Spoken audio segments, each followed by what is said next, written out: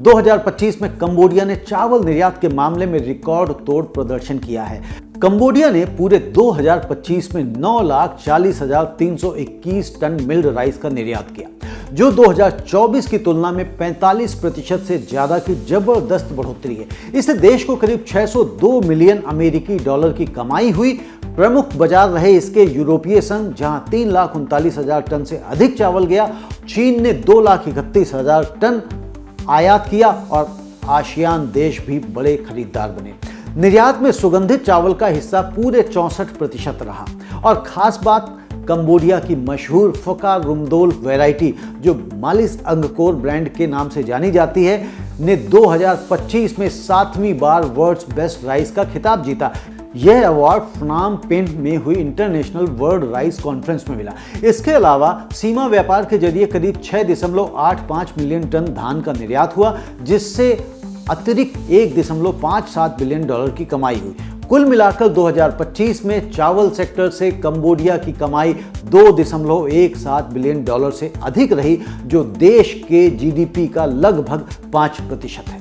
इस सफलता की एक बड़ी वजह है कॉन्ट्रैक्ट फार्मिंग मॉडल का तेज विस्तार। कृषि मंत्रालय ने हाल ही में कई नए समझौते किए हैं, जिनमें करीब 7 मिलियन डॉलर के कॉन्ट्रैक्ट शामिल हैं। ये समझौते 6,000 हेक्टेयर क्षेत्र को कवर करते हैं और लगभग 2,000 किसानों को फायदा पहुंचा रहे हैं। आधुनिक कृषि समुदायों और प्रोसेसिंग कंपनियों के बीच ये डील्स किसानों को तय दाम, पक्का बाजार और कम ब्याज दर पर ऋण मुहैया कराती हैं। नतीजा, बिचौलियों की निर्भरता कम हुई, किसानों की आय स्थिर हुई और उत्पादकता में 15 से 20% तक की बढ़ोतरी की उम्मीद है। अगर हम ये तुलना देखें, जहां वियतनाम का निर्यात 2025 में 7.85 मिलियन टन रहा और उसमें गिरावट आई, वहीं कंबोडिया की ग्रोथ रेट 45% से ऊपर। यूरोपीय बाजार में कंबोडिया की हिस्सेदारी अब 30% के करीब पहुंच गई है। इसमें European union Cambodia free trade agreement की बड़ी भूमिका है। हालांकि चुनौतियां भी हैं, जैसे बाढ़ का जलवायु जोखिम और चीन पर 40% निर्यात की निर्भरता। लेकिन यह कॉन्ट्रैक्ट मॉडल इन जोखिमों को कम कर रहा है।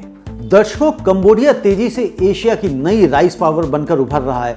भविष्य में यह मॉडल दक्षिण पूर्व एशिया के चावल निर्यात को 12 मिलियन टन तक ले जा सकता है। भारत जैसे देश के लिए भी यह एक बड़ी प्रेरणा है। कॉन्ट्रैक्ट फार्मिंग को अपनाकर छोटे किसानों को ग्लोबल मार्केट से जोड़ा जा सकता है।